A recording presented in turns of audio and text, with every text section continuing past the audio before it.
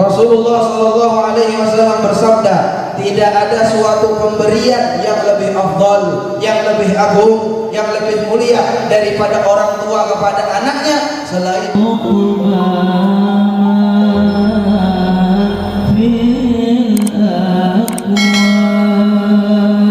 Alhamdulillahi jami'na wa iyyakum ala dzikrihi wa dzikri habibihi wa huwa yuridu an yarhamana wa yatahannana alaina.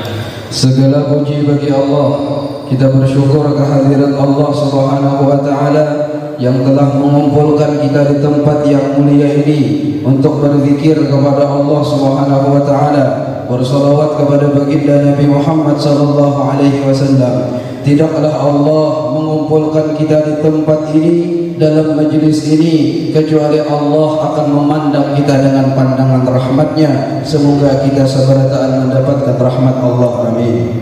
Alhamdulillah, ma'na Rabb ya khair Rabb. Alhamdulillah, kita mempunyai Rabb, mempunyai Tuhan, mempunyai Allah sebaik-baik. Wasituna al-musyaffa' su'luna wa talab. Sebaik-baik Rabb, sebaik-baik Tuhan, dan kita memiliki Nabi yang sebaik-baik Sayyidul Awwalin wal Akhirin, yaitu sebaik-baik Nabi baginda Nabi Muhammad sallallahu alaihi wasallam, pemberi syafaat. Wa asyhadu an la ilaha illallah wahdahu rabbi la syarika lah, wa asyhadu anna sayyidana Muhammadan abduhu wa rasuluhu sallallahu alaihi wa ala alihi wa ala ashabihi wa ala tabi'in lahum bi ihsan ila yaumiddin. وعلينا معهم وفيهم بمنه وكرمه إنه أكرم الأكرمين وأرحم الراحمين. أما بعد. Kita bersaksi bahwasanya tidak ada Tuhan yang berhak disembah kecuali Allah, tidak ada syarikat baginya, dan kita bersaksi bahwasanya Nabi Muhammad sallallahu alaihi wasallam adalah hambanya dan utusannya, dan salawat serta salam selalu tercurah kepada beliau, kepada keluarga beliau, kerabat beliau, sahabat beliau, dan orang-orang yang senantiasa mengikuti beliau ila yaumil qiyamah.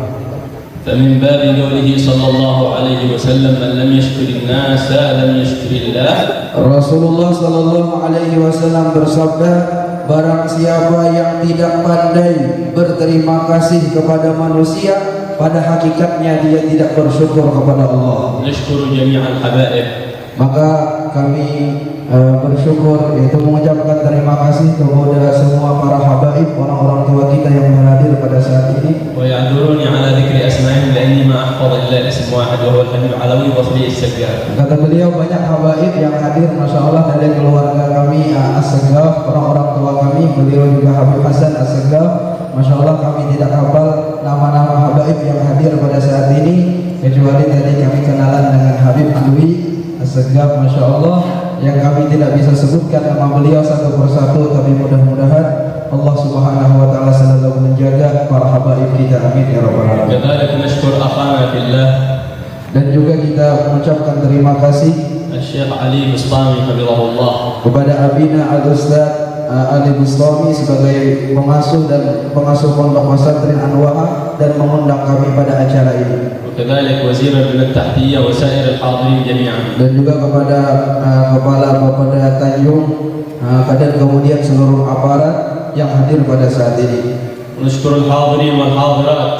Dan semua hadirin wal hadirat, bapak-bapak, ibu-ibu yang sama-sama dirahmati oleh Allah. والجزاء بالحقيقة من المصطفى صلى الله عليه وسلم. Kata beliau, balasan daripada acara berkumpul seperti ini, balasannya adalah langsung dari baginda Nabi Muhammad sallallahu alaihi wasallam. لأنكم حضرتم من أجله. Karena kita semua hadir untuk Rasulullah. وعلى ذكره. Karena kita hadir untuk mengingat Rasulullah. وفي حولية أحد أبنائه. Dan kita hadir untuk menghauli cucu keturunan baginda Nabi Muhammad sallallahu alaihi wasallam. وهو الحبيب حسن بن أحمد بهارون رحمه الله وأمدنا بأسراره وأنواره. آمين. Habib Hasan bin Ahmad Baharun rahimahullah, semoga Allah Subhanahu wa taala merahmati beliau.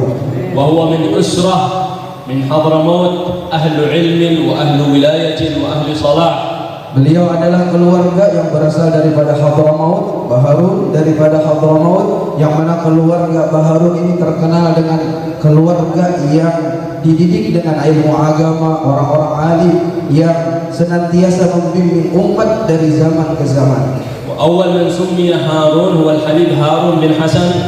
Dan orang yang pertama kali, Habib yang pertama kali dijuluki atau diberi gelar Harun adalah Habib هارون بن حسن Harun bin Hasan بن علي bin Ali بن محمد جمال الليل bin Muhammad Jamalul Lail بن حسن المعلم bin Hasan al-Muallim بن محمد أسد الله bin Muhammad Asadullah بن حسن bin Hasan الترابي بن حسن الترابي bin Sa'ad Hasan al-Thuwabi بن علي الغزال bin Ali al-Ghazzal بن سيدنا الفقيه المقدم شيخ الطريقة عليه رضوان الله bin Sayyidina al-Faqih al-Muqaddam Sayyid al-Taifah. سلسلة نبوية مصطفوية أبوية. Ini adalah silsilah keturunan baginda Nabi Muhammad sallallahu alaihi wasallam, keturunan yang sangat mulia. وما نشر الله على أيديه الخير الكبير والسر النوير إلا ببركة همته وصبره على هذه الدعوة. Allah Subhanahu wa taala memberikan keberkahan kepada Habib Hasan. Kita lihat di mana-mana di seluruh Indonesia, Masya Allah, dengan anak-anak beliau, keturunan beliau luar biasa. Allah Subhanahu wa taala munculkan keberkahan-keberkahan dari tangan beliau. يذكرون في ترجمته رضي الله عنه أنه أول من علمه وربى وهذبه أبويه حبيب حسن ووالدته فاطمة باخبازي رضي الله عنها وأرضاها. Dan orang yang pertama kali mendidik beliau adalah orang tua beliau sendiri, ibu beliau, ayah beliau, orang tua beliau yang mendidik beliau. ويذكرون أنه كان صاحب همة في الدعوة إلى الله. Dan disebutkan bahwasanya beliau adalah memiliki kesemangatan yang luar biasa di dalam menyebarkan agama Islam. وكان دائما في خروجاته يأخذ معه مكبر الصوت. Dan biasa beliau di dalam majelis itu melantangkan suara beliau. وكذلك قالوا كان يأخذ معه قماش.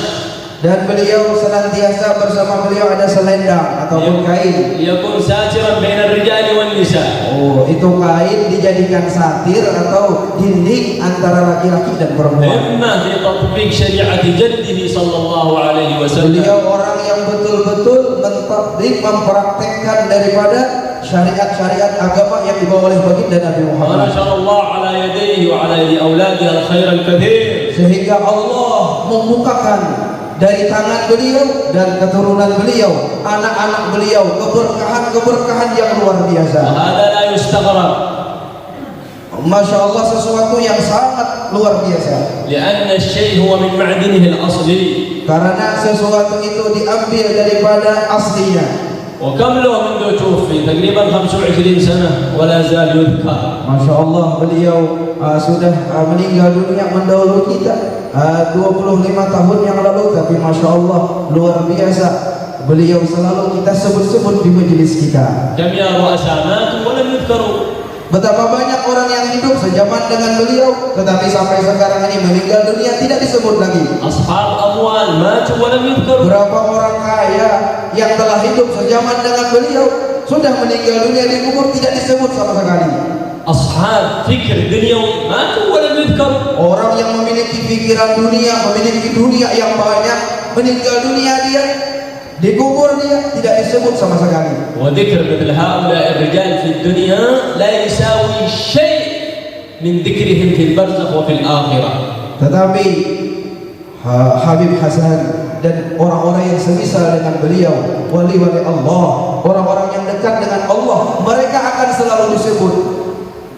Dahulu disebut, sekarang disebut, dan akan disebut sampai hari kiamat. Dan kata beliau, kita menyebut beliau, memperingati beliau di dunia ini sangatlah sedikit. Walaupun kita sudah mengumpulkan banyak orang seperti ini hanyalah sedikit, qalil, dibandingkan dengan penyebutannya malaikat, menyebutnya, mengingatnya para malaikat, arwah-arwah salihin dengan beliau sesudah beliau meninggal dunia. وصدق القائل حيث قال لله قوم إذا حلوا بمنزلة حل الرضا ويسير الجود إنصار.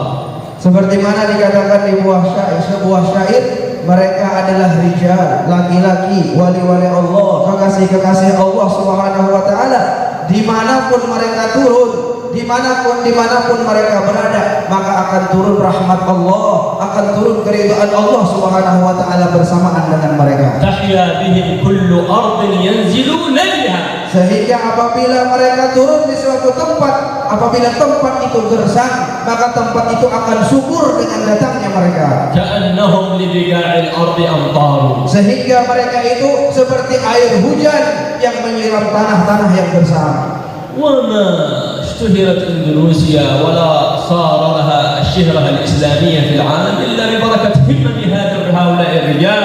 Tidaklah beliau disebut sampai sekarang ini kecuali karena kesemangatan beliau di dalam menyebarkan syariat kakek beliau, baginda Nabi Muhammad SAW. وصبرهم على تبليغ رسالة جدهم محمد صلى الله عليه Itu وسلم. semua karena mereka mau bersabar. Ketika melakukan semua itu ujian, derita, penderitaan, macam-macam ujian, tapi dilewati oleh mereka dengan sabar, dengan kesabaran, sehingga Allah berikan apa yang Allah berikan kepada mereka. عرف كثير من قبائل آل البيت انقرضت من اليمن ما عادوا موجودون. Masya Allah, kata beliau, banyak daripada kabilah habaib di Yaman sudah tidak ada di Hadramaut di Yaman sana. وجاءوا هنا ولا زالوا موجودين الآن. Tetapi alhamdulillah, kata beliau, kami banyak mendapati kabilah-kabilah yang sudah tidak ada lagi di Tarim, tidak ada lagi di Hadramaut. Masya Allah, banyak sekali di tempat kita ini mereka menyebarkan agama baginda Nabi Muhammad. الأجداد لماذا جاءوا إلى هنا؟ Kenapa datuk-datuk kami dulu datang ke tempat ini? وما مقصودهم؟ Apa maksud mereka? هل مقصودهم الدنيا؟ Apakah maksud mereka untuk mendapatkan dunia? قطعوا المسافات الصعيبة في تلك الأزمنة من أجل الدنيا. Dari Hadramaut sampai ke sini loh.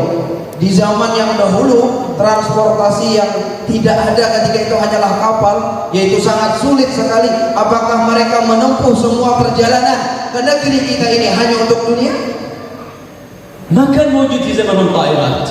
Waktu di zaman dahulu, di zaman beliau, ketika mereka datuk-datuk habaib hijrah ke negeri ini, tidak ada waktu itu pesawat. حتى السفن سابقا كانت على خطر. Bahkan ketika itu kapal pun, kata beliau, kapal yang sangat-sangat sederhana. لما علم الله صدقهم معه هدى الله على أيديهم خلقا وبشرا كثيرا ورأيناهم بأعيننا. Tetapi ketika Allah melihat di dalam hati-hati para habaib yang dahulu berhijrah ke negeri kita ini, Allah melihat kesungguhan mereka, keikhlasan mereka, sabarnya mereka, sehingga Allah Subhanahu wa taala berikan hidayah kepada banyak manusia di tangan mereka, dan kami melihat dan kita melihat sampai sekarang ini barakah daripada keberkahan mereka. وأنتم جئتم لذكر هؤلاء الرجال. Maka kita duduk di sini, kita mengingat, menghauli orang yang mulia, وللترحم عليهم. untuk memintakan ampun, untuk memintakan kasih sayang kepada Allah untuk mereka. أتظنون هذا سهل؟ Apakah ini sesuatu yang kecil? وهذا لا فائدة فيه؟ Apakah ini tidak memiliki faedah yang besar? لا والله. Demi Allah, tidak.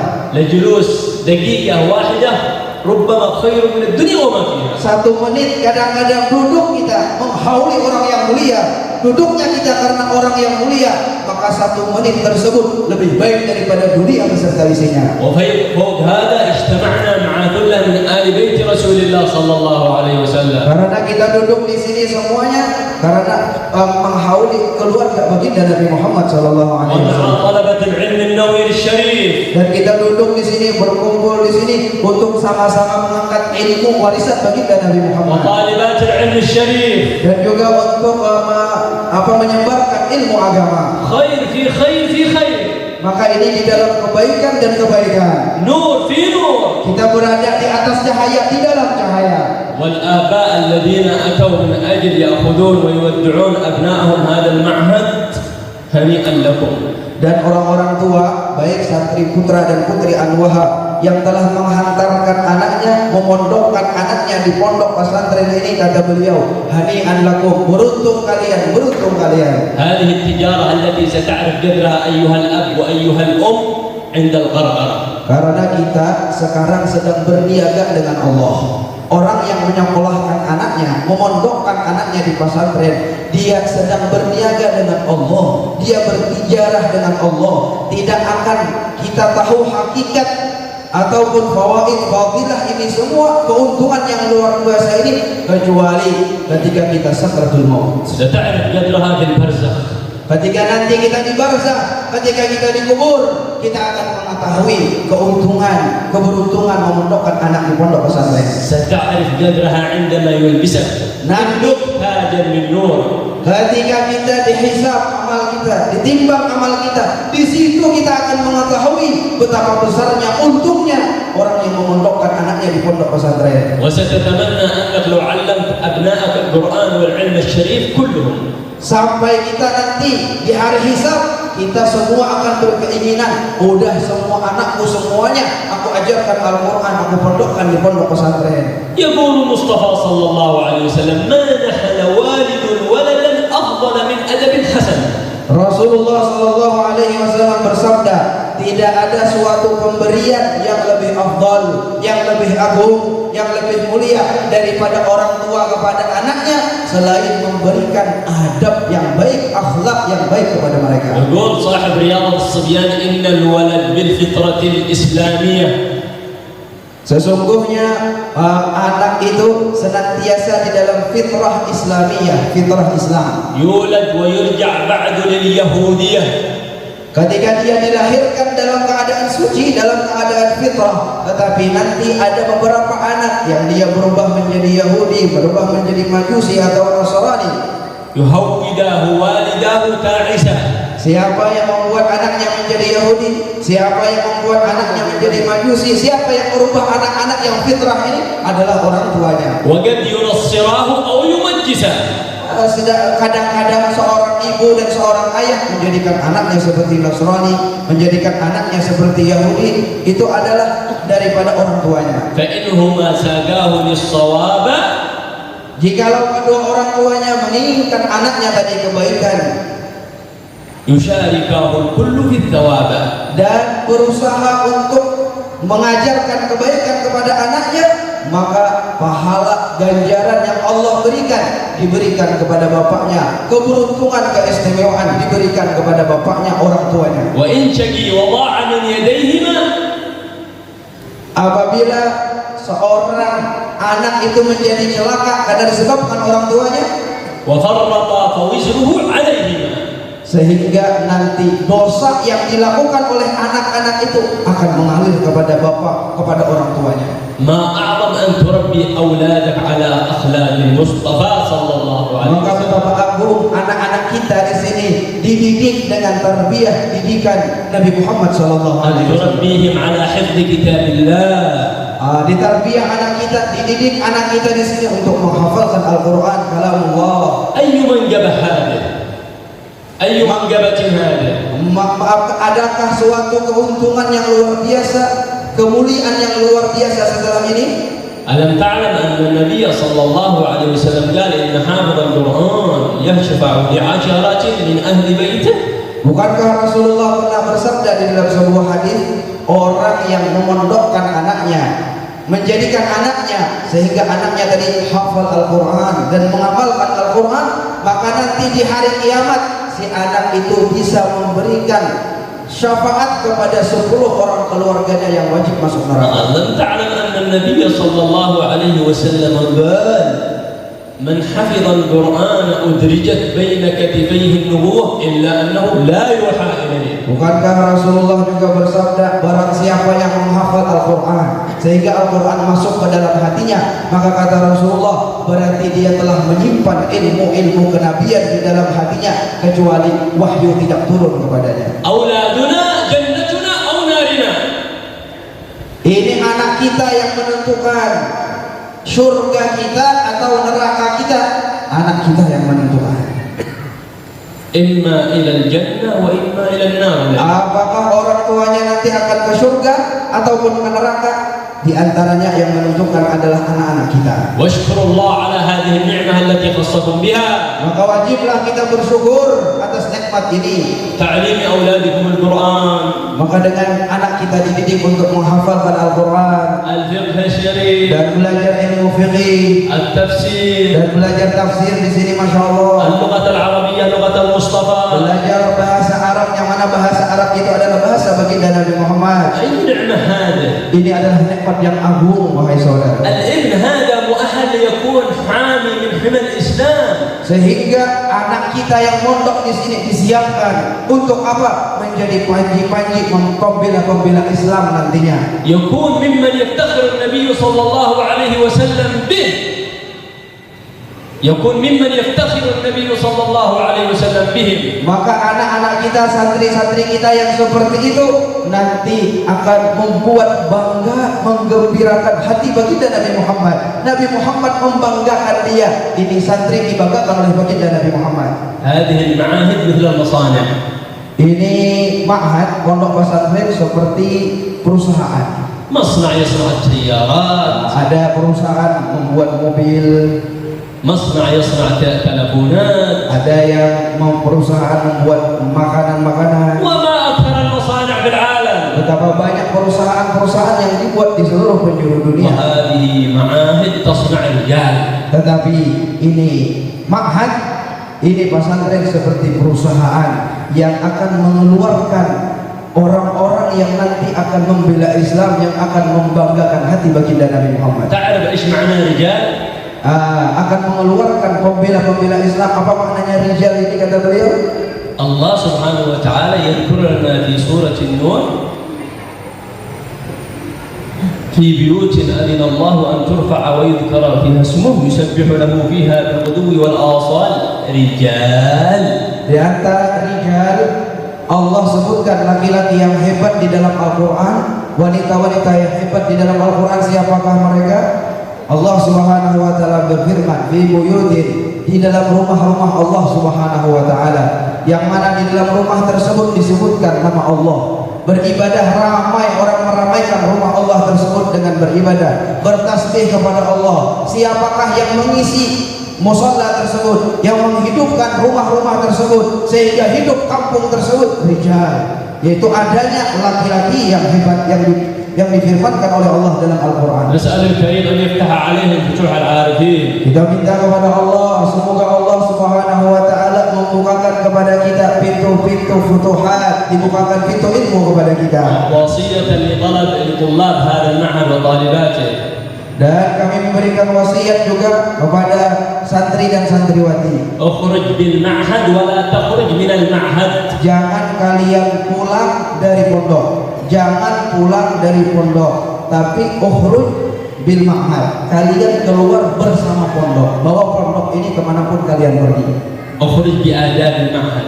Engkau keluar, ini adab yang ada di pondok, engkau pindahkan dimanapun engkau berada. بأذكار المعهد. Dengan adhkar, semua zikir yang telah kita ajarkan di tempat ini, kita baca di tempat ini, kita baca pula di tempat lain. بآداب المعهد. Dengan semua adab-adab yang telah kita pelajari. كن رسولا لهذا المعهد. Maka jadilah setiap santri atau santriwati yang pulang ke kampungnya, maka dia merasa rasul, utusan daripada Ma'had Al-Wahai. من رآك أحبك. Sehingga tidaklah orang melihat engkau maka ingin pengen jadi seperti engkau. وأحب معهدك. Sehingga orang akan memuji dan cinta kepada ma'had engkau. وأحب وشكر الشيخ الذي يعلمك. Sehingga orang akan memuji, sehingga orang akan mensyukuri dan memuji ustaz, syekh yang mengajarkan engkau. كثير يريد يخرج من المعهد ويتخلص. Oh, betapa banyak, kata beliau, santri itu udah liburan, keluar daripada pondok, berubah orangnya. Dia tinggal semua kegiatan pondok di pondok, dia pergi sendiri keluar. الآداب يقصر فيها. Sehingga dia tidak menjaga adab lagi. الأذكار يقصر فيها. Zikir-zikir yang sudah dibaca di sini, yang istiqomah sudah dia tinggalkan. الجماعات يقصر فيها. Bahkan sholat berjamaah pun, masya Allah, malas pergi sholat berjamaah. Jangan sampai seperti itu. ربما الصلوات يقصر فيها. Bahkan kata beliau, mungkin sembahyang pun ditinggalkannya. Naudzubillah. فاخرج بالمعهد ولا تخرج من المعهد. Maka kita keluar dengan ma'had, keluar dengan pondok pesantren, bukan keluar dari pondok pesantren.